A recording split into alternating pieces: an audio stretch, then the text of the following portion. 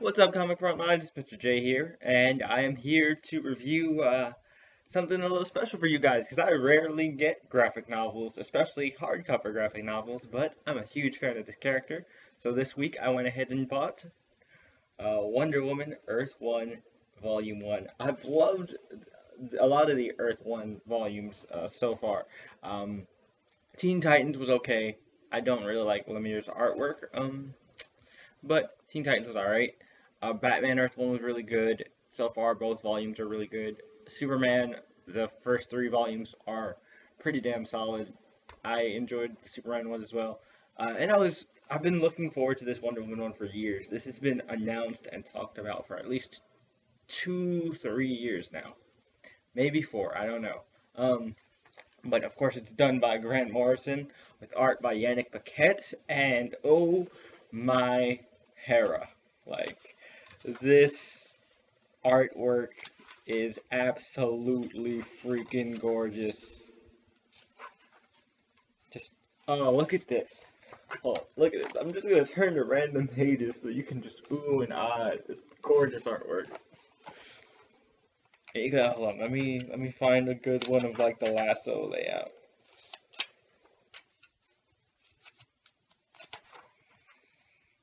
Here we go. Like, look at this. Like the lasso layout and the paneling. It's so freaking beautiful. Wonder Woman is just gorgeous.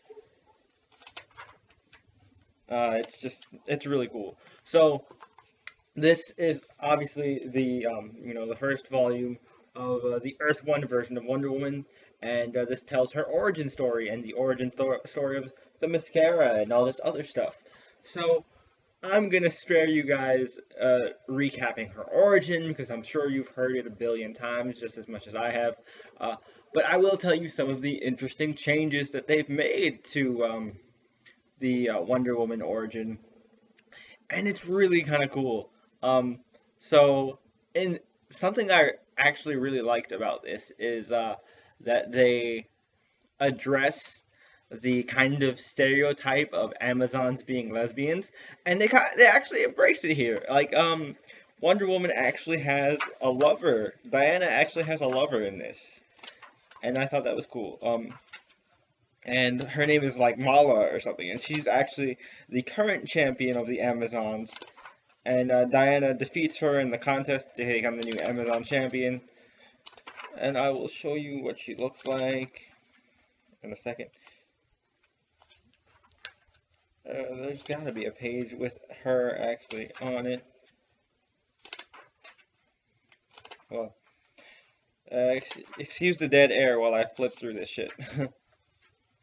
Oh, here we go. Here's a good page.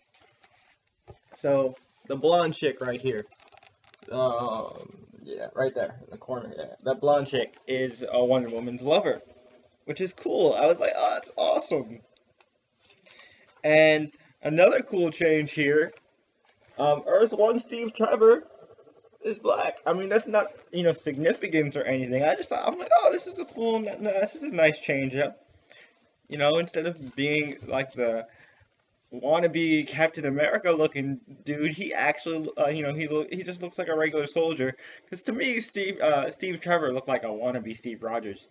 Like white Steve Trevor always looked like a wannabe Steve Rogers. So I was kind of glad that they changed him up here. And basically, Wonder Woman is on trial for, le leaving the island and, exposing the mascara to man's world and stuff like that. The mascara's purple healing rays come into play a lot in here. It's really cool, and we do get to see the invisible jet in this. That's another Also, like, I want to know what these things are. Are these like kangaroos? Like, are the Amazons riding like giant mutated kangaroos? Because if so, that's really awesome. I don't know what these things are. They look like giant mutated kangaroos, but that's really cool.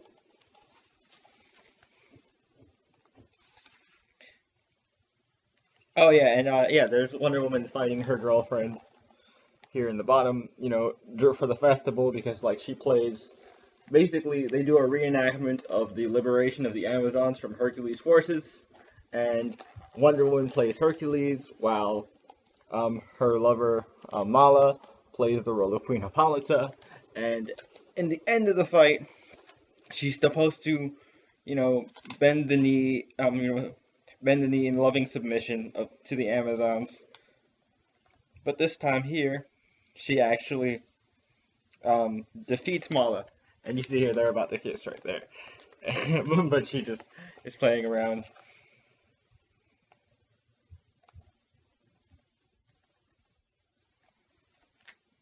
Well, I'll read some of that, because that was kind of fun.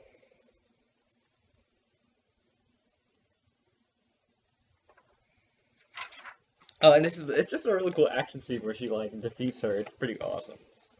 Anyway, moving on.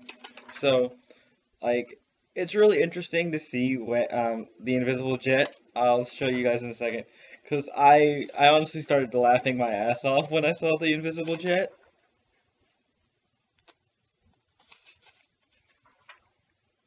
Because hold on a second. Once I find the page where it's actually flying, here we go. All right. I want you to take a good look at this, right? Take a good look at that. Hold on. Let's find a big, is there a bigger image of the invisible, here we go. This is a bigger image of the invisible jet right here. Take a good look at this, right? Take a good look at this invisible jet. What is this shape like to you guys? What is that? What is that shape like? What is this? What is this invisible jet? You know, is a method of transportation, an advanced method of transportation on an island of mythological lesbian warriors. What is this jet shaped like? I I started cracking up. I honestly started cracking up. The vagina jet. Like what? It's a vagina jet. Oh my god, like there's like I'm not even gonna go into detail because I don't want to gross you guys out. But oh my god, I couldn't stop laughing. But anyway, so Diana takes the injured Steve back to man's world, and she's disgusted by the patriarchy and all this stuff, and she wants to try and bring, she wants to try and incorporate some Amazonian culture into man's world to try to help benefit womankind. Meanwhile, Hippolytus tries to send some monsters after her to try and bring her back, try to scare her into coming back, and it's pretty interesting here. And there is a certain point where later on, Diana ends up meeting, her longtime friend in the comics, Elizabeth Beth Candy, or sometimes Etta Candy. Yeah, look at that. She looks exactly like Rebel Wilson. Like, when I saw this page, I was like, oh my god, Etta Candy looks like Rebel Wilson. That's so cool. As a Pitch Perfect fan, I was like, oh, that's cool. That's pretty funny. And she's also a singer. They get trapped in the. I was like, I just kept thinking of Pitch Perfect. I was like, oh man. But yeah, it's pretty cool. Etta and Diana become, good friends because if she respects Etta's spunk and her sass and all that good stuff. And I love Etta's comments about the mascara when she's there for the trial. She's like, I knew you guys were, Diana warned me you guys were into some kinky stuff, but dang. Oh man, it was pretty funny. And there's a lot of pretty cool kind of culture shock moments between Diana and Steve, because apparently when you like swear your loyalty in Amazonian culture, in order to do that, like you do it by collar and chain. So like she locks the door in their hotel room and she like hands him, it's like, prepared to be bound, and I'm like, oh my god, like are they about to? Oh man, Steve must be so confused. And it's pretty funny. It's just some really funny culture shock moments here, and the what is it? The Holiday Girls actually designed Wonder Woman's costume here, which is pretty cool. Like I was digging it. I want some pinup art of this. I want some of this art as a poster, like for real. So, you know, when Diana manages to say, kind of explain herself to Hippolyta and what she wants to do and how she wants to be the bridge between worlds, to kind of, you know, merge the two cultures and help each, help them understand each other without needing to go to war or any of this. Like, that age is done. You know, this is a different time now. I feel like we can fix relations, things like that. And it's pretty cool. And I like that they didn't, like, in this story, they don't force Diana and Steve to kind of be in love with each other because he is literally the first man she's ever seen. Like, no Disney princess syndrome for Diana. Good for you, Grant Morrison. Um, she's actually still in love with Molly here, from what I can understand. Like, she had to, betray her a bit to get what she needed, but you know what? I think she still has a thing for Mala, which is cool. And Steve and her are just friends. That's awesome. Like, for once, that actually what happened, and it works, and I'm fine with that. Like, there's no, oh, I can't be with you, Steve, because you're a man, and blah, blah, blah. Oh, thank you. None of this crap. But it's pretty cool, and I like the trial as a framing device for the telling of Diana's origin in this universe, and the Fates are actually kind of telling her kind of the impact that her decisions have made and things like that. It's really cool. And then towards the end, she actually makes Hippolyta tell her the truth about herself, because she says, I wouldn't have been able to take place in this, I wouldn't have been able to call these rules for the trial together if I were just, clay brought to life. So what am I, mother? And she has her touched the lasso and stuff, so she has to tell the truth.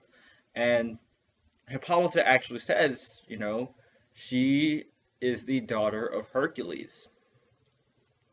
Originally, in this world, Hippolyta actually kind of, you know, impregnated herself with Hercules' baby on purpose so that she could use Diana as, her weapon against man's world. Should that, should man ever try to invade the mascara again, or should, or anything like that. But then, as time went on, she grew to love Diana, and Diana ended up, also being kind of drawn to man's world because of that side of her lineage of being descended from the great hero Hercules, as they call him, Hercules, the man god. And it's pretty cool because she's full of love and light and optimism, as are many Amazons.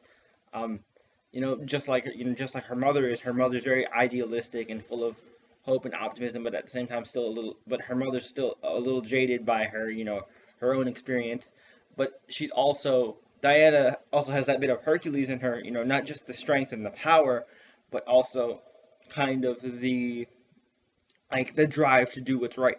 Because I mean, Hercules is seen here as kind of an oppressor and like and a dominator, but if you really think about who Hercules is in terms of mythology, Hercules was a person who took on tasks larger than himself to save those, in need, or, and, the innocent and things like that. Hercules has always been, portrayed as a hero.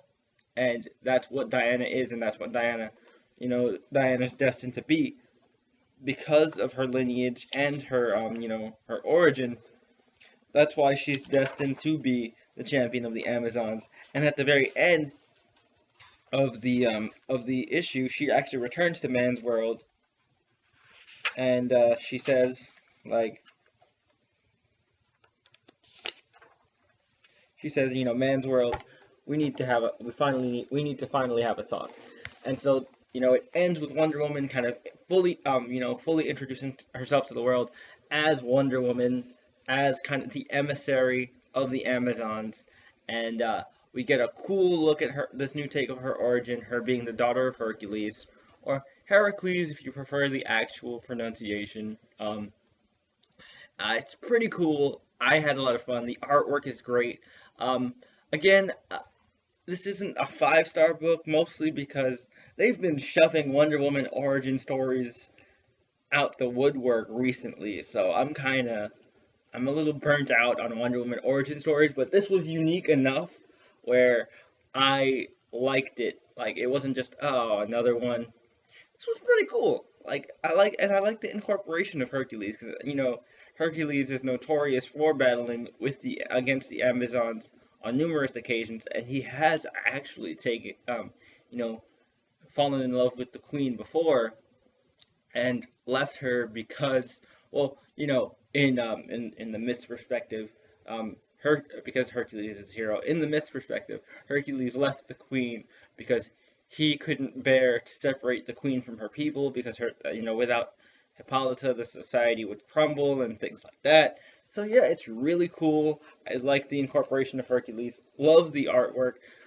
Morrison does a good job at writing Diana for who she is. She's a strong, independent, kind of a great representation of what feminism really is. It's not that women are better than men, or men are any less than women. It's that men and women should be equal, and when there are times, and there should be times where, no one has to be dominant. There are some times where both parties have to, as Diana puts it, lovingly submit to each other. And that's really cool. I like that message. It was pretty awesome. Um, Now in regards to whether or not you should buy it, this was, I believe, like 23 dollars, 23 dollars hardcover. So unless you're a huge Wonder Woman fan like I am, I think you could, it wouldn't hurt you to just wait for the trade paperback version. But it's a very solid book. I enjoyed it a lot, and it has great artwork. I give this, I'm gonna go with, I'm gonna give it 4.5. Because at first I was like, I give it a 4, but then like reading it again, I read it a second time, and I was like really looking at like it from like a mythological standpoint, and as kind of in addition to the myth of Wonder Woman, and it was really really cool. And I also liked a lot of the references to Wonder Woman's history back in the day. We got the incorporation of Etta Candy. We got a lot of the ancient stories of Themyscira, not Themyscira, but like of the Amazons and Hercules, and Hercules' attack on the Amazons, and other things like that. It's really cool. The trial as a framing device was really interesting, and I like this kind of exploration of sexuality, but it wasn't like done just to be done. It felt very organic to the society. I mean, they're a society of all women, and you know you're going to get you're going to be lonely or whatever. I'm not saying if you're just around a bunch of women all your lives, you're just gonna automatically turn into a lesbian. But if you really think about it, like if you're in a society where you've grown up and you've never really known about men, and women are the only things you know, it makes perfect sense that this society would naturally develop into a lesbian or bisexual culture. I don't know if Diana was into Steve, but it didn't seem like it at all. They seemed very platonic. Um, and that was another thing that I really liked about it. They didn't, like, a lot of the classic Wonder Woman tropes in here were addressed and kind of made fun of a little bit, like a little satirized.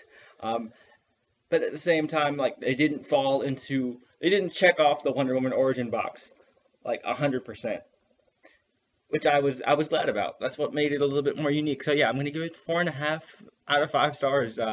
As a big Wonder Woman fan, I really enjoyed it. If you're a huge Wonder Woman fan, I highly recommend you get this now.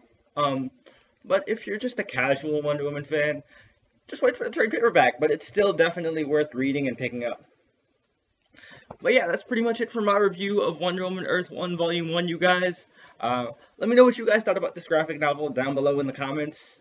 And don't forget to like this video to let us know you enjoyed it. And as always, don't forget to follow Comic Frontline on Twitter, like our Facebook page, and every Tuesday, tune in to Frontline Live at 9:30-ish p.m. Eastern Standard Time. And if, in case you miss it, you can always take us on the go with you on iTunes, because Frontline Live is on iTunes. We are also proud members of the Comics Podcast Network, so check us out on there. And if you like what I do here on Frontline and you haven't checked out my individual channel already, Mr. J's Comic Reviews, definitely I would really appreciate it if you go ahead and did that as well and subscribed over there too, because a lot of the stuff I do on Frontline, I do very similar stuff over on my channel as well. So definitely, I think if you enjoy my content on Frontline, you'll enjoy my content on my individual channel. It's on the Comic Frontline YouTube page on the side with with all the members, different channels on there. You'll find it. Uh, Definitely check it out. I would really appreciate it. And as always, guys, this is Jay from Mr. J's Comic Reviews for Comic Frontline. And like I always say, once comic book geek, always comic book geek. And once a Wonder Woman fan, always a Wonder Woman fan. Alright, guys. Until next time, I'll catch you later. Peace.